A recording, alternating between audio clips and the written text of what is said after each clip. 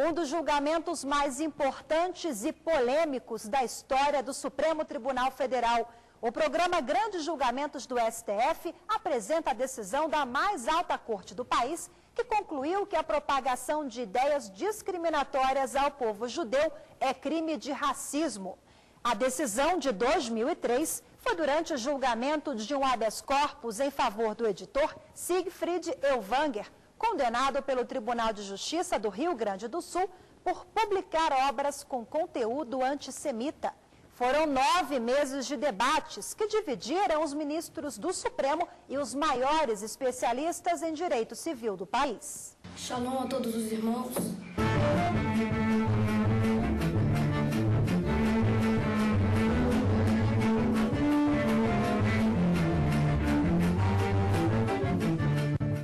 De acordo com o dicionário, o preconceito é o conceito ou opinião formada antecipadamente, sem maior ponderação ou conhecimento dos fatos.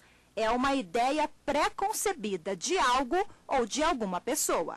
Eu acho que existe intolerância, por isso que tem o preconceito, né? A pessoa não aceita que o outro seja diferente dele, né? Tenha uma cor diferente ou tenha uma opção sexual diferente. Preconceito é uma discriminação inútil, irresponsável, que não tem mais cabimento na sociedade atual, deveria deixar de existir há muito tempo. É um pré-conceito das coisas, das pessoas, sem você saber do que se trata, você já conceituar e dizer e definir o que é, sem conhecer. O preconceito e a falta de informação caminham lado a lado, e talvez esse seja um dos principais motivos para um estigma histórico existente no Brasil e no mundo, que é o preconceito contra o povo judeu e o judaísmo. A religião judaica é uma crença monoteísta, ou seja, em um só Deus, que se apoia em 3 pilares: na Torá, a Bíblia hebraica, nas boas ações e na adoração. O judaísmo é a mais antiga das 4 religiões monoteístas do mundo, mas é a que tem o menor número de fiéis. Com um número reduzido de seguidores, as informações em torno da religião não são tão difundidas. Mas apesar do pouco conhecimento sobre os judeus, o preconceito ainda é grande. Seria alguém que não acredita em Deus? Judeu é aquele pessoal da época de Cristo, né? Da religião de Cristo mesmo. Eles são um pouquinho diferentes do católico, né? O judeu é uma pessoa que acredita em Deus, mas às vezes não pratica a lei de Deus. O preconceito e o ódio contra os judeus são definidos pela palavra antissemitismo. O Holocausto é o exemplo mais radical de antissemitismo na história. Foi quando, entre 1933 e 1945, apoiados pelo governo, nazistas da Alemanha perseguiram e exterminaram cerca de 6 milhões de judeus da Europa.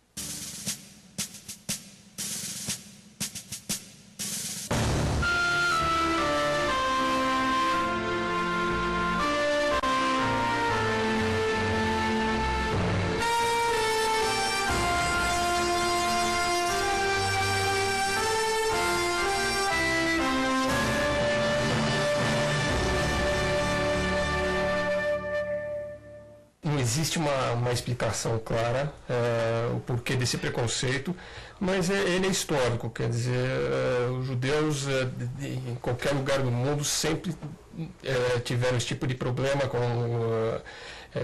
com preconceitos, e é uma coisa que faz parte da cultura mundial, e eu acho que o judeu está acostumado, inclusive, com esse problema. O que a gente costuma fazer no nosso trabalho diário aqui é separar o preconceito que advém do mal instruído, do mal informado, daquele que está com efetiva intenção de cometer o crime. Tem muita gente que fala sem saber o que está colocando, não tem a menor noção daquilo que está levando a público ou escrevendo no site. Para o jurista, professor e diplomata Celso Laffer, o preconceito tem um só motivo.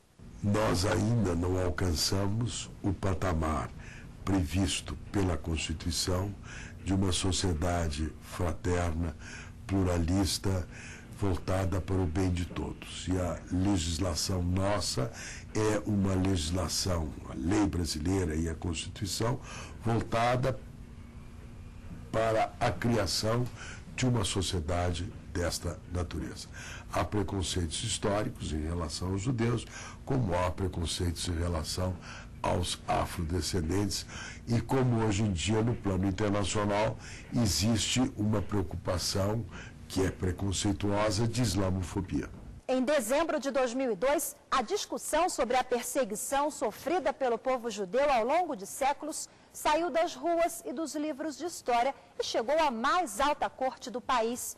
Foi quando os ministros do Supremo começaram a julgar um dos processos mais emblemáticos relacionados ao preconceito e aos direitos civis. Não vou aqui recordar para os ilustres colegas toda essa passagem bíblica ou histórica de tudo que aconteceu com relação a esse povo.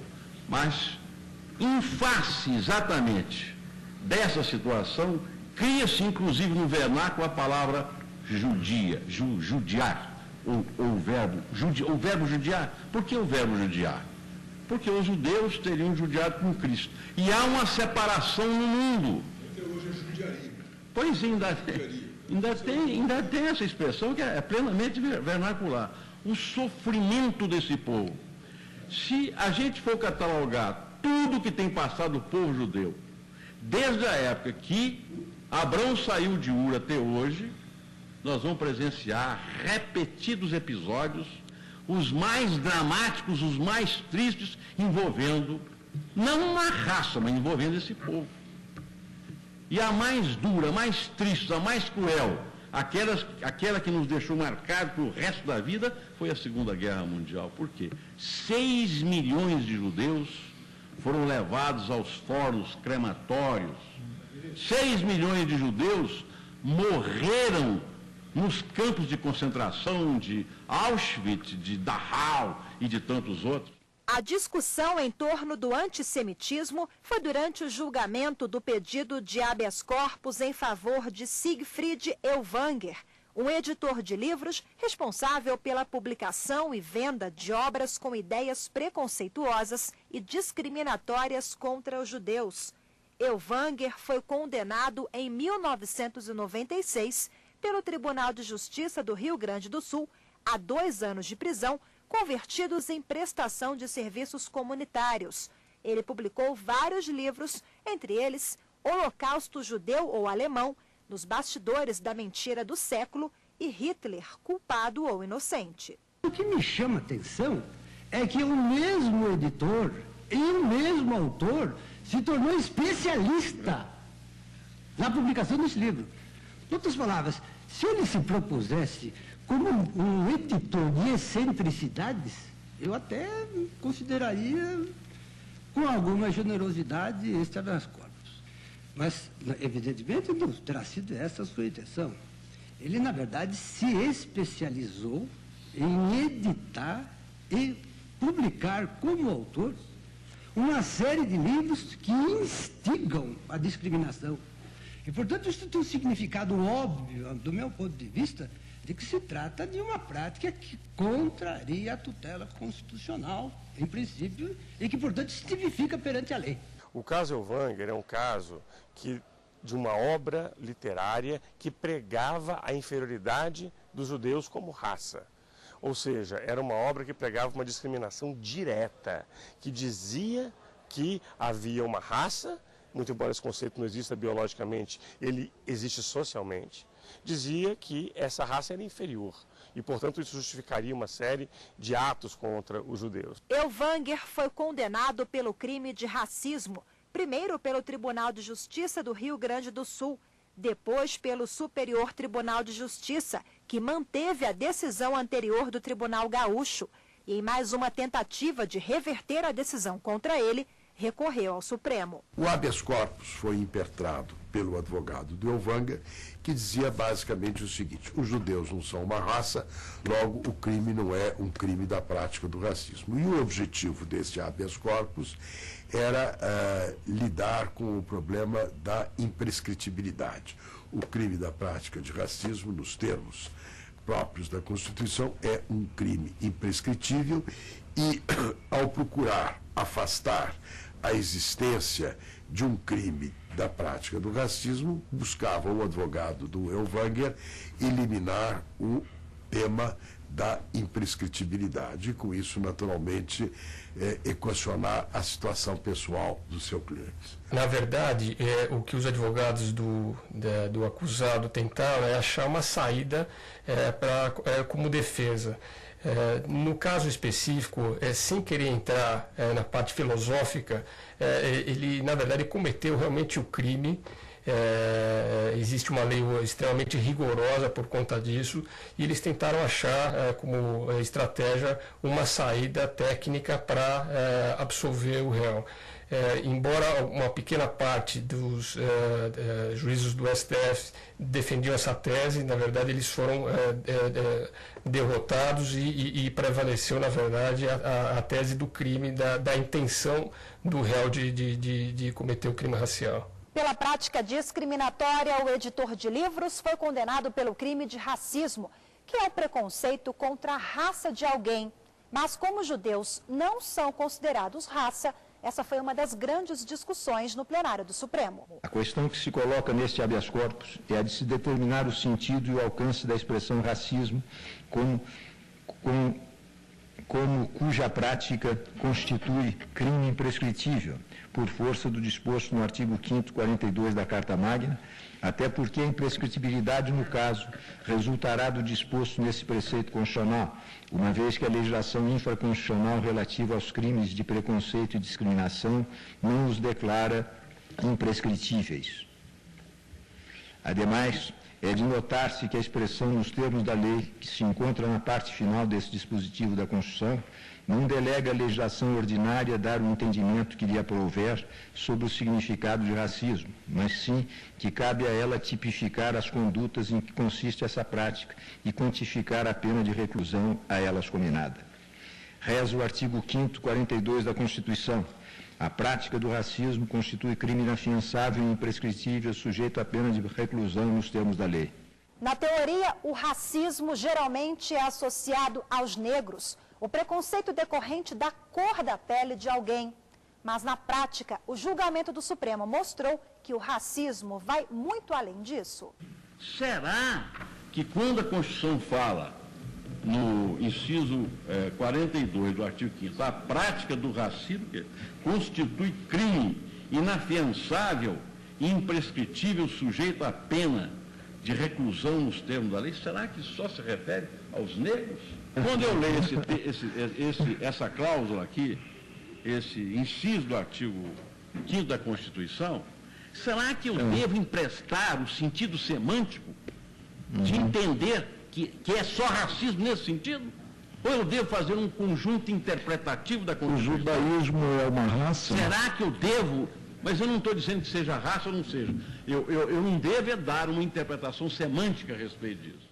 Quando o plenário do Supremo começou a julgar o processo em dezembro de 2002, a composição da corte era bem diferente.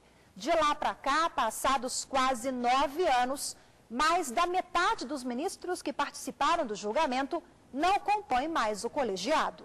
É o caso do relator do processo, ministro Moreira Alves, que se aposentou compulsoriamente em 2003, ao completar 70 anos. O ministro Maurício Correia também se aposentou um ano depois, em 2004, quando completou a idade máxima para permanência no serviço público. Os ministros Carlos Veloso e Sepúlveda Pertence também se aposentaram aos 70 anos e deixaram o STF. O último ministro a sair da Suprema Corte foi o ministro Nelson Jobim, que antecipou a sua aposentadoria em 2006 e hoje é ministro da Defesa. O caso Elvanger é um dos casos mais interessantes da jurisprudência recente do Supremo Tribunal Federal. Se nós analisarmos o caso Elvanger, ele é um dos mais profundos e ao mesmo tempo mais instigantes que surgiram na Corte desde 88. Por quê? Porque ele traz uma pergunta: qual é o limite da liberdade de expressão? E dessa pergunta decorre uma segunda pergunta. Os discursos racistas, os discursos de destruição de uma raça, os pedidos que envolvem a manifestação para superioridade de uma raça sobre a outra, por exemplo. Isso tudo está coberto pela liberdade de expressão ou houve uma opção do nosso Constituinte por proibir discursos de ódio? Essa é uma questão que não tem uma resposta fácil, e isso se revela pela diversidade de votos na decisão do Supremo. Nós temos na Constituição tanto a liberdade de expressão quanto a proibição do racismo. Então o Supremo se deparou com essa questão e acabou prevalecendo a ideia de que há uma proibição constitucional a qualquer tipo de racismo. E essa proibição alcança a liberdade de manifestação, como, por exemplo, na escrita de um livro. Então, a tendência numa sociedade complexa e muito conflituosa como a moderna é que surjam novos casos e que o caso Elvanger seja uma referência para futuras decisões do Supremo. No próximo bloco, você acompanha os votos de todos os ministros que participaram do julgamento no Supremo, que manteve a condenação pelo crime de racismo a um editor de livros que publicou obras com ideias discriminatórias ao povo judeu.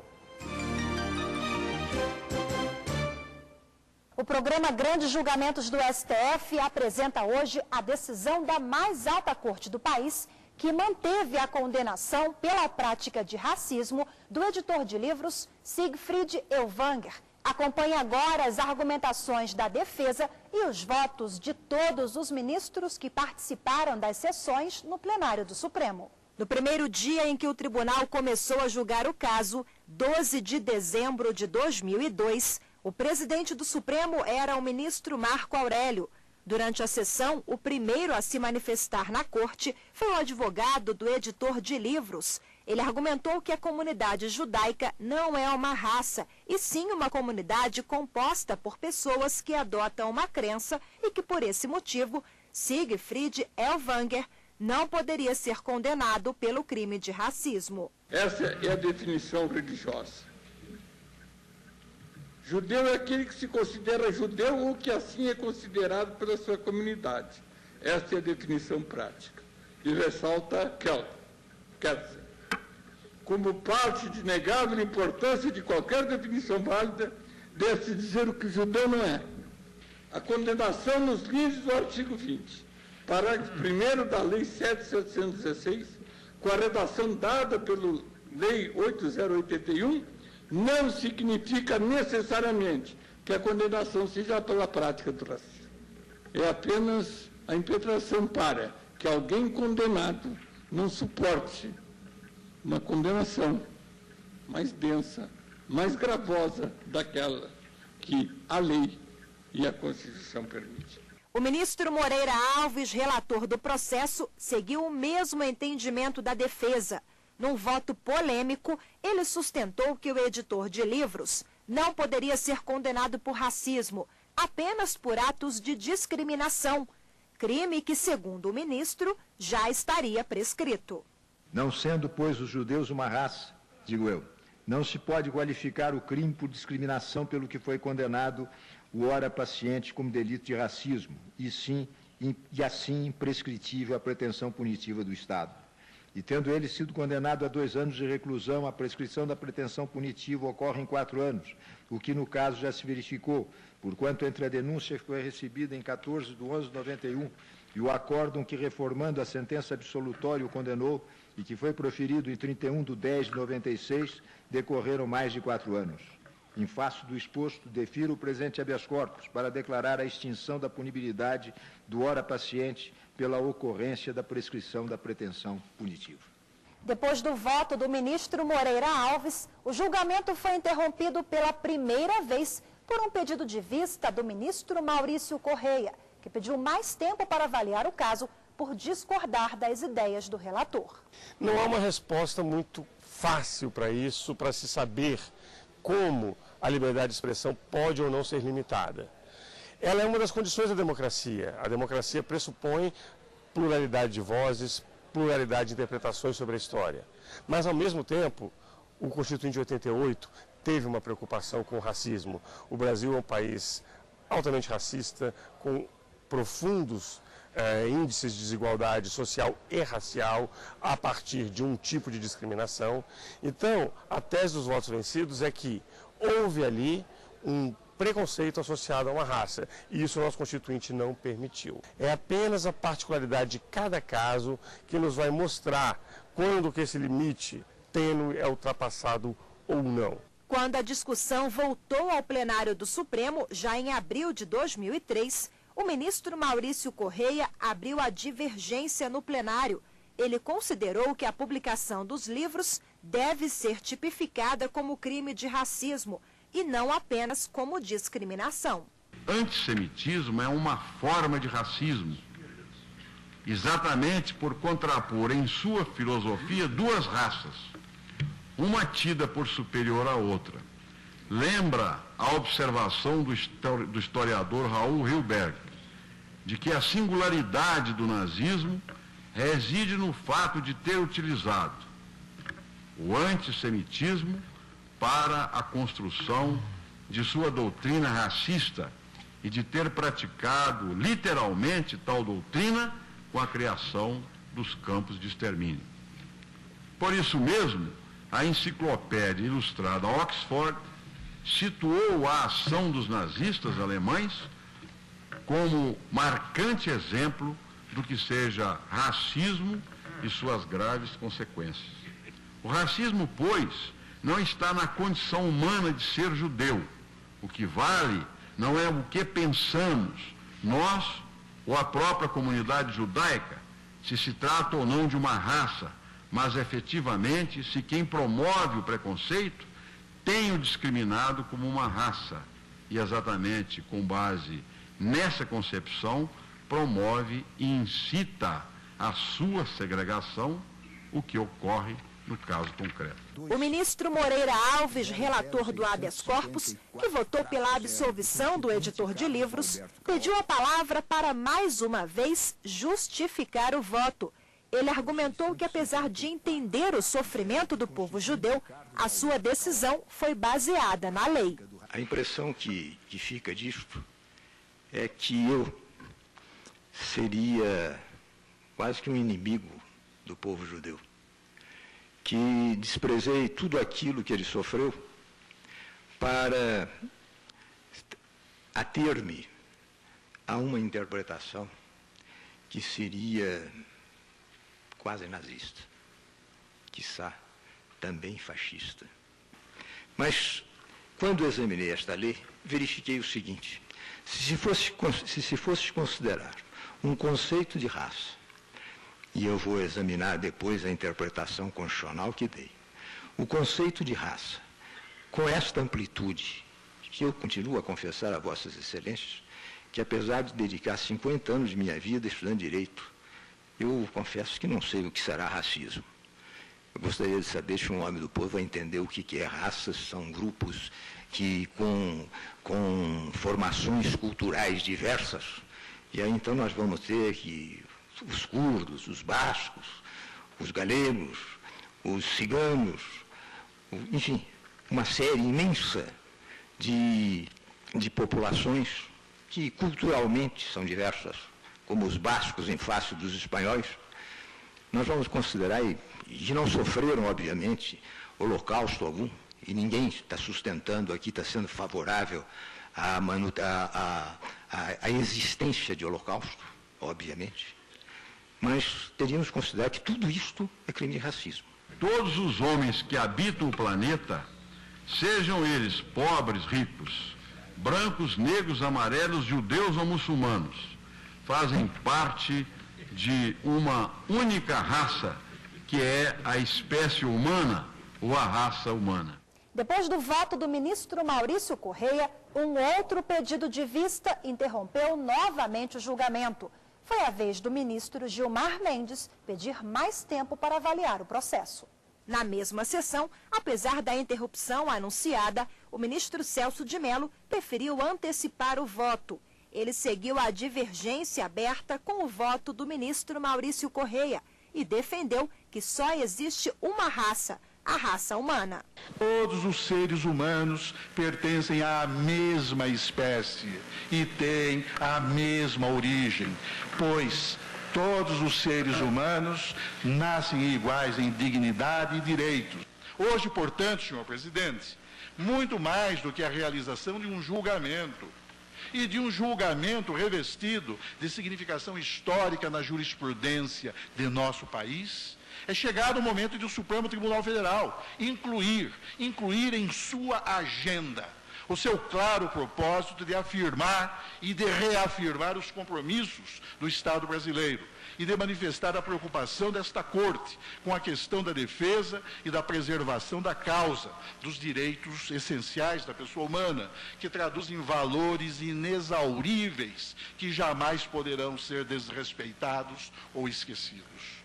Este momento, portanto, senhor presidente, tão fortemente impregnado do sentido histórico que assume o presente julgamento, impõe, por tal motivo, um instante de necessária reflexão sobre o significado do grave compromisso que o Brasil assumiu ao subscrever a Declaração Universal dos Direitos da Pessoa Humana.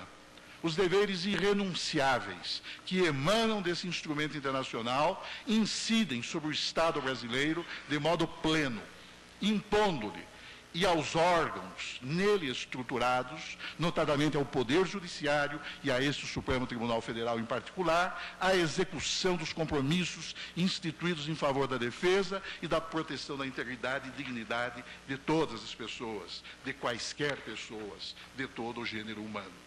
Depois disso, o caso só voltou a ser julgado pelo Supremo em junho de 2003, já com a corte renovada.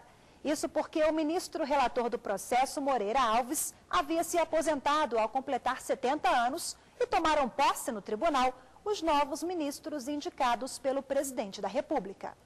O habeas corpus voltou a julgamento com o plenário do Supremo completo, incluindo os ministros indicados pelo então presidente Lula, Carlos Aires Brito, o atual presidente do Supremo, César Peluso, e Joaquim Barbosa, que foram indicados à vaga de ministros do STF em 2003.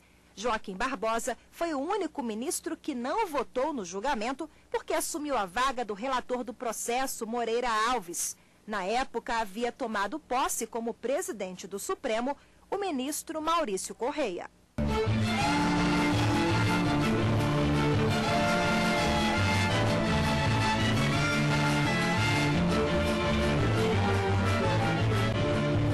Durante a leitura do voto vista, o ministro Gilmar Mendes se manifestou a favor da condenação do editor de livros pelo crime de racismo. Não há exorbitância, a meu ver, na decisão. Pouco como anotado nos outros votos, não se trata aqui sequer de uma obra de obras revisionistas da história, mas de divulgação de ideias que atentam contra a dignidade dos judeus. Fica evidente, igualmente, que se não cuida nos escritos em discussão de simples discriminação, mas de textos que, de maneira reiterada, estimulam o ódio e a violência contra os judeus.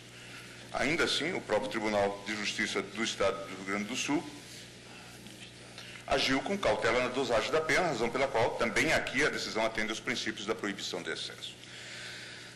A decisão atende, por fim, ao requisito da proporcionalidade em sentido estrito. Nesse plano, é necessário aferir a existência de proporção entre o objetivo perseguido, qual seja a preservação dos valores inerentes a uma sociedade pluralista, da dignidade humana, e o ônus imposto à liberdade de expressão do paciente. Não se contesta, por certo, a proteção conferida pelo Constituinte à liberdade de expressão, tal como já ressaltado. Todavia, é inegável que essa liberdade não alcança a intolerância racial e o estímulo à violência, tal como afirmado no acórdão condenatório. Há inúmeros outros bens jurídicos de base constitucional que estariam sacrificados na hipótese de se dar uma amplitude absoluta e intangível à liberdade de expressão. Assim, a análise da bem fundamentada decisão condenatória evidencia que não restou violada a proporcionalidade. Nesses termos, o meu voto é no sentido de se indeferir a ordem de habeas corpus. Depois do voto vista do ministro Gilmar Mendes, o ministro Marco Aurélio pediu vista do processo, o terceiro pedido de vista do julgamento. Já informo que refletirei principalmente sobre um bem que acredito em uma sociedade democrática de envergadura maior, que é a liberdade de expressão, sem desconsiderar, evidentemente, os parâmetros do próprio habeas corpus. O recém-chegado na Suprema Corte, ministro Carlos Aires Brito, resolveu antecipar o voto.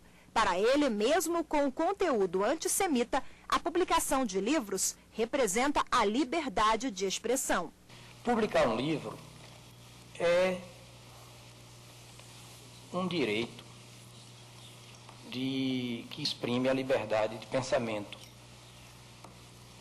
Está no plano da reflexão, não no plano da ação, não está no plano da conduta. Portanto, não significa prática. Escrever um livro está nos domínios da, digamos, vida pensada, não propriamente da vida vivida. A vida vivida diz com a prática, a vida pensada diz com a edição do livro em si. Assim pensando, eu estou tentando conciliar os dois princípios, o da vedação do preconceito e o princípio da liberdade de pensamento. Eu também, como todos aqui, certamente, e o eminente ministro Marco Aurélio acabou de dizer, eu prezo muito o princípio da liberdade de pensamento. Me lembro de que, quando era adolescente, 18, 19 anos, fiz um poema que começa dizendo assim: a liberdade de expressão é a maior expressão da liberdade. Então, eu me inclinaria, na discussão desse caso, por uma interpretação mais generosa do princípio da liberdade de pensamento. Entretanto, entendo o seguinte, que exprimir o pensamento é uma coisa, e a pretexto de exprimir o pensamento, induzir, incitar, convocar certas práticas racistas, isso já é outra coisa. Mesmo com o pedido de vista que já tinha sido anunciado pelo ministro Marco Aurélio, além de Carlos Aires Brito, outros ministros também resolveram antecipar o voto. A ministra Ellen Grace confirmou a condenação do editor de livros e, durante o voto, citou casos de preconceito contra os judeus. Refiro-me ao episódio em que um locador judeu, após ser chamado por diversas vezes de alemão porco, e o ministro Gilmar Mendes, que residiu na Alemanha, sabe o quanto pode ser ofensiva essa expressão. Assim chamado por um dos seus inquilinos, notificou e requereu o despejo. Pois bem, senhor presidente, o Tribunal Central de Pequenas Causas de Berlim rejeitou este caso, mediante a espantosa fundamentação de que, e a referência é literal da decisão do tribunal, aspas, apesar de sua cidadania alemã, o requerente não se enquadra na categoria de pessoas popularmente referida pela palavra alemão, e logo não teria por que ofender-se ao ser assim apostrofado. Depois, mais tarde, quando um orador nazista, Bernhard Fischer, afirmou em reunião pública que o chefe de polícia era um judeu bastardo, foi absolvido pelo Tribunal Distrital de Neuruppin, porque não se podia, aspas, reconhecer na afirmação de que alguém tivesse ascendência ilegítima judaica nenhuma expressão de desprezo. Por essas razões, senhor presidente, que agrego as muito melhor formuladas pelos colegas, é impossível, assim me parece, admitir-se a argumentação segundo a qual, se não há raças, não é possível o delito de racismo. Eu diria que é possível retirar, portanto, da própria Constituição, me diria uma linguagem absolutamente tradicional da interpretação, que seria, vamos dizer, algo aproximado de uma interpretação teleológica, que o conceito de racismo, a meu ver, deve ser obtido no confronto da norma e da gravidade da norma com os bens e os valores jurídicos protegidos por esta mesma norma. Não me parece que o que a Constituição quis preservar com esta norma foi exatamente a proteção de grupos humanos diferenciáveis do ponto de vista étnico, do ponto de vista religioso, enfim, de outras qualificações suscetíveis de torná-los objeto desta perversão moral que é a discriminação, que põe em risco os fundamentos de uma sociedade livre. Na mesma sessão, em junho de 2003, além dos ministros César Peluso e Ellen Grace, todos os outros que votaram entenderam que o conteúdo antissemita publicado pelo editor de livros é uma conduta vedada pela Constituição Federal. E a questão, portanto, senhor presidente, é esta. As opiniões que pretendem produzir o ódio racial contra judeus, contra negros, contra homossexuais, devem ou não serem tratadas de forma diferente daquelas opiniões que causam ordinariamente a ofensa ou a raiva.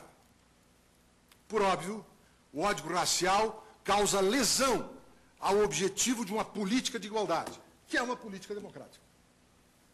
E a igualdade, portanto, é pré-condição para a democracia e o objetivo da liberdade de opinião. As opiniões consubstanciadas no preconceito e no ódio racial não visam contribuir para nenhum debate inerente às deliberações democráticas, para o qual surge a liberdade de opinião. Não visam contribuir para nenhuma deliberação. Não comunicam ideias que possam instruir o compromisso que preside a deliberação democrática. Os crimes de ódio não têm a intenção de transmitir ou receber comunicação alguma para qualquer tipo de deliberação. O objetivo seguramente é outro. Não está na base do compromisso do deliberar democrático. O objetivo é outro.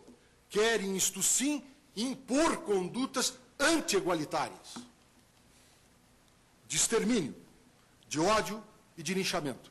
Eu, convictamente entendendo que este tribunal está exatamente no exercício de saber do que se trata e contextualiza a liberdade de opinião para que ela não seja o apanágio de qualquer desgraça que o futuro possa trazer no retorno de bandeiras que o século XX desonrou. Vale relembrar o que disse com exemplar propriedade o eminente ministro Celso de Mello no voto que proferiu. Os postulados da igualdade e da dignidade pessoal dos seres humanos constituem limitações externas à liberdade de expressão, que não pode e não deve ser exercida com o propósito subalterno de veicular práticas criminosas, tendentes a fomentar e a estimular situações de intolerância e de ódio público. Acompanho, portanto, o voto de Vossa Excelência e indefiro o habeas corpus. Eu me alinho à maioria para entender que o preconceito antissemita constitui racismo, já na dicção do artigo 5º, 42 da Constituição, já na Lei 7.716 de 89 e suas alterações. Eu não posso taxar de absurda a decisão do Tribunal de Justiça, que analisa um livro como este, O Holocausto Judeu-Alemão, em que, após uma fotografia ou fotografia de um desenho, segundo o autor, se lê: a foto acima tomada pelo exército norte-americano no campo de Dachau, após a libertação do mesmo, mostra os corpos de aproximadamente 160 pessoas, que foram propositadamente expostas no chão para servirem de propaganda anti-alemã, a fim de justificar ou tentar justificar um pouco o que tinham feito contra a Alemanha, deixando suas cidades em ruínas e um número incontável de civis mortos, homens, mulheres, crianças e velhos, como poderão ver em capítulo próximo. Quem são as pessoas? Mas olha o tom apodítico, peremptório da afirmação. Quem são as pessoas que os norte-americanos mandaram espalhar pelo chão? No começo diziam que haviam passado pelas câmaras de gás, mas já há bastante tempo que se sabe, morriam centenas de doentes nesse campo diariamente após a libertação. Acoplada, trechos como este, de que é fértil esse livro. Há a conclusão que o Tribunal do Rio Grande, o Tribunal de Mérito, extraiu dos autos de um propósito de proselitismo da publicação. Eu não posso entender isso como tentativa subjetivamente séria de revisão histórica de coisa nenhuma.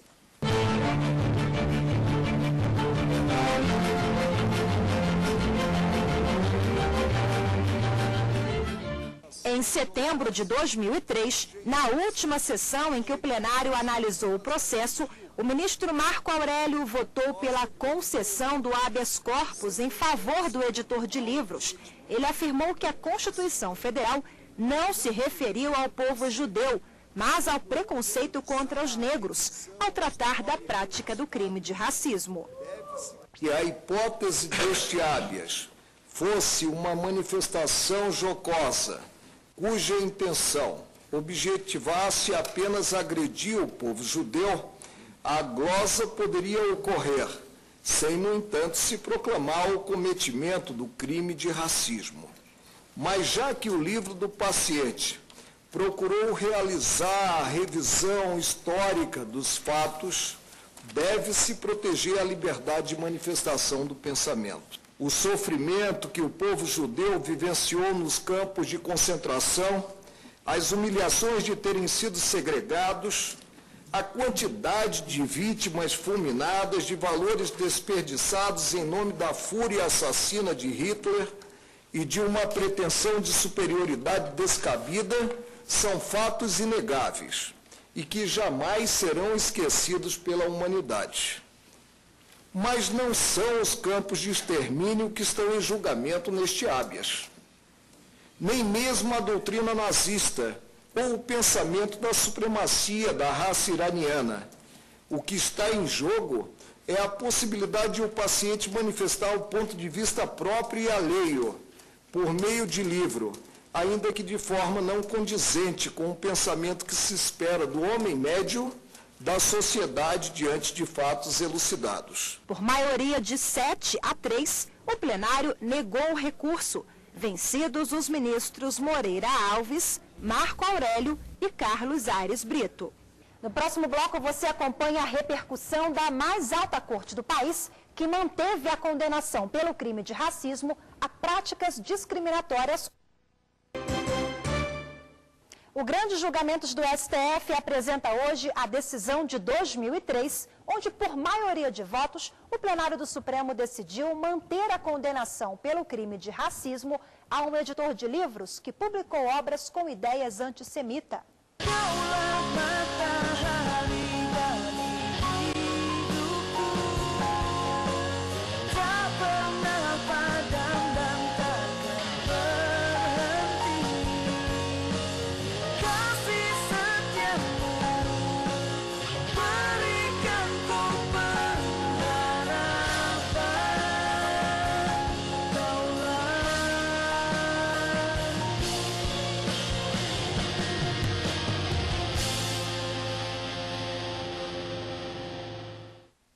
O jurista, professor e diplomata Celso Laffer foi um dos principais personagens do julgamento. Ele preparou um parecer favorável à condenação do editor de livros com base no crime de racismo. O documento foi entregue pelo rabino Henry Sobel ao relator do processo, que aceitou o parecer de Celso Laffer na condição de amicus curiae, diante da relevância da matéria discutida no habeas corpus. Tive a oportunidade de acompanhar este caso de forma muito próxima, através daquilo que o Supremo passou, a partir deste caso, a considerar uma prática razoável, que é o amicus curiae brief, não? Uma manifestação de pessoas interessadas na sociedade quando o assunto vai além do caso específico e tem uma repercussão geral. Aliás, foi o ministro Celso Mello, no âmbito dessas discussões, que estipulou claramente que era uma hipótese de amicus curiae brief, e que cabia isto num processo com esta natureza. Eu desenvolvi uma série de ideias que depois foram muito trabalhadas nos diversos votos, de que não existe raça, a não ser a raça humana, não. E que, portanto, todos são passíveis de um crime de prática de racismo. Isso inclui os judeus, mas inclui os brancos, inclui os negros, inclui todo integrante da raça humana. E que, portanto, havia um deslizamento conceitual no argumento apresentado pelo advogado de Elvanger, porque a temática da prática do racismo era uma temática incluída no âmbito abrangente da discriminação e, como tal, deveria ser considerada. Celso Laffer é autor de um livro que traz conceitos dos direitos humanos no Brasil e no mundo. A obra tem um capítulo específico sobre o julgamento no Supremo do editor de livros Siegfried Elvanger. Para o professor de Direito da Universidade de São Paulo, a ideia de que a liberdade de expressão garantiria a publicação dos livros antissemita é cúmplice do racismo. O direito à livre expressão não pode abrigar em sua abrangência manifestações de conteúdo imoral que implicam ilicitude penal. As liberdades públicas não são incondicionais, pois devem ser exercidas de maneira harmônica, observados os limites definidos na própria Constituição Federal. O preceito fundamental da liberdade de expressão não consagra o direito à incitação ao racismo, dado que um direito individual não pode constituir-se em salvaguarda de condutas ilícitas, como sucede com os delitos contra a honra, não? Injúria, calúnia e difamação. E aí, prevalência da dignidade da pessoa humana. A decisão do Supremo sinaliza para o compromisso da sociedade brasileira contra o racismo. Nós somos uma das últimas sociedades do mundo a abolir a escravatura, que era baseada numa questão de cor. Nós tivemos no nosso passado recente muitos casos de antissemitismo, basta ver o governo Vargas, por exemplo, na época do Estado Novo. Portanto, o Constituinte brasileiro tinha razões para proibir o racismo. Nós tivemos uma série de atos contrários, por exemplo, à identidade e autonomia dos indígenas, também muitas vezes classificados como raça inferior. Portanto, quando o Constituinte, 87 e 88, se reúne para constituir uma sociedade democrática, ele se preocupa com o racismo. E, nesse sentido, a decisão do Supremo é um sinal importante da manutenção, da persistência desse compromisso. Foi extremamente importante, porque nós já tínhamos uma lei rigorosa, essa lei foi aprimorada e hoje ela está em pleno vigor. Uma lei, inclusive, que gera um certo ciúmes de alguns colegas fora do país, quando eu tenho participado de alguns congressos, e esses colegas sempre dizem que adorariam ter uma lei tão rigorosa, tão eficiente como a que nós temos aqui no Brasil. O julgamento do habeas corpus em favor do editor de livros, Siegfried Elvanger, entrou para a história do Supremo como uma decisão inédita da Corte sobre o racismo. Mas, segundo especialistas que atuam no direito, esse julgamento também pode ser considerado como um dos mais polêmicos da história do tribunal, pelas discussões geradas fora e dentro da corte. E o fato é de uma gravidade excepcional, porque é que alimenta um ódio histórico que chegou ao extermínio de um grupo humano. Isso significa botar em risco todas as pessoas no que tem de universal e que não tem nada de diferente. Basta isso. Excelência, basta ler o livro dele para que a gente faça uma psicanálise dele. Ele condena a desonestidade, ele condena a mentira, ele condena o racismo, ele se considera defensor da verdade, ele se considera um homem de caráter. É o herói do seu tempo. Não, porque ele diz isso. Pela leitura é o herói do tempo. É porque ele diz isso. O grande herói do tempo.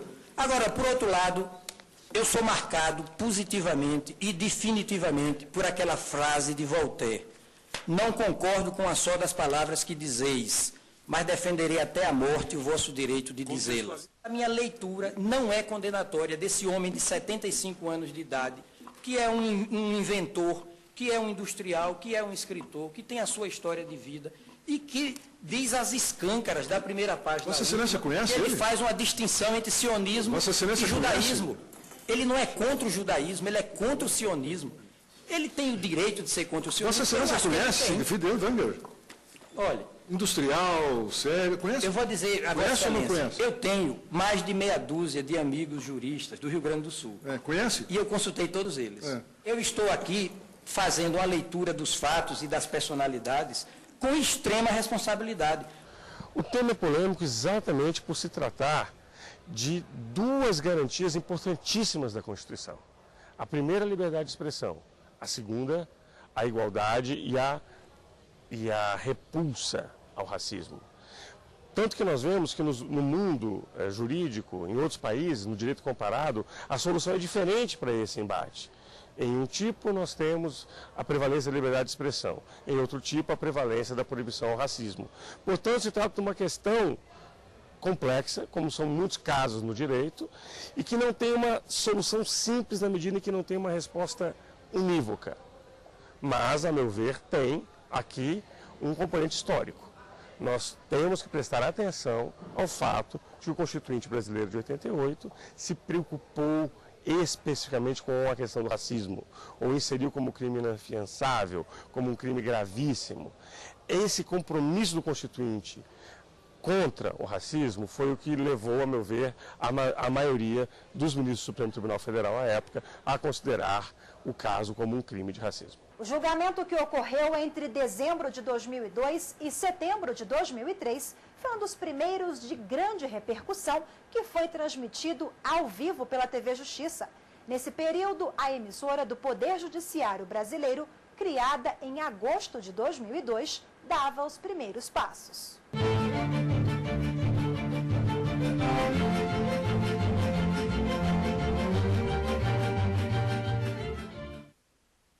A repercussão do julgamento foi tão grande que, atendendo a pedidos de telespectadores na época, a sessão chegou a ser reprisada na TV Justiça. O programa Grandes Julgamentos do STF fica por aqui. Não perca no próximo programa mais uma grande decisão do Supremo. Obrigada pela sua companhia e até lá. Shalom a todos os irmãos.